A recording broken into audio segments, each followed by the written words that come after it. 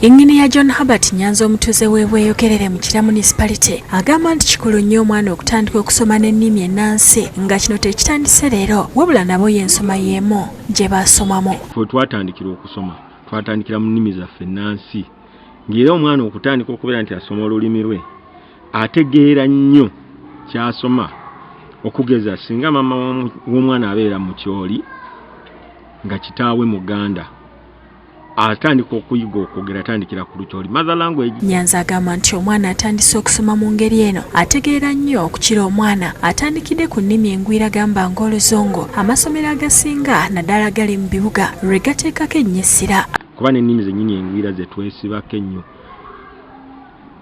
nabo eri balina ennimi ezaabwe naye nga omuntu okusoma mu lulimi lw'ategeera luzanyite indigenous language aba ategeerera ddala okuviira ddala wansi. Akkaatiriza nti kakube kusoma kigambo kya Katonda oba obutabo obwakazibwako ennyo erya novel akakali mu lulimi olunnansi akasoma anyumirwa nnyo n'okutegeera n'ategeera kye bagamba okusinga abasoma mu Lungereza. Tulina okuddayo okumanya nga tutandikira ku nnimi zaffe engwira kuzisoma n'okuziwandiika kubanga bw'oba tomanyi gy'ova toyinza kumanya gy'olaga ate nga n'enkulaakulana yaffe esinziira nnyo Reverend Barbara Nakityokoose nga ye mukwanaganya w'ekitongole ky'abaana mu bulabirizi bw'emikono agamba nti olulimi olunnansi kikulu nnyo okuba omuntu mwatoolera okulowooza era mwasinga okutegeerera.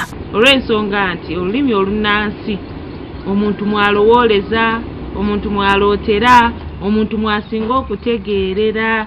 Kati bw'omusomesa n'omuyigiriza ng'ali mu lulimi olwo kimwanguyira okukyusa nazza mu Luzungu kubanga ekintu aba kitegedde mu ngeri mwe yakulira mwalowooleza.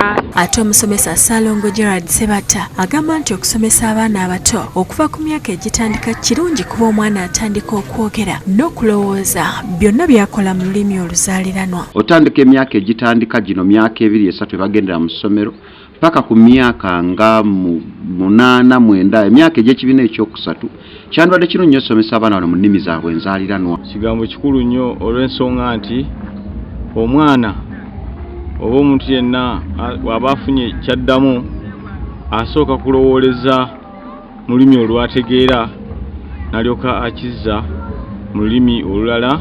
N'omusomesa yakuguka mu by'abaana Helen Nantab naye tayawukana ku ndowooza ezo waggulu ng'agamba nti omwana bw'aba yayiga okuva obuto mu lulimi oluzaaliranwa bw'atuuka okuzza mu Luzungu aba ayanguyirwa. Nze ngamba kimuyamba okuva wansi eno ng'ategedde olulimi lwe lwonna nga bamusomesa kye bamusomesa aba akitegeera kuba basomesa olulimi lwe bamuzaaliramu.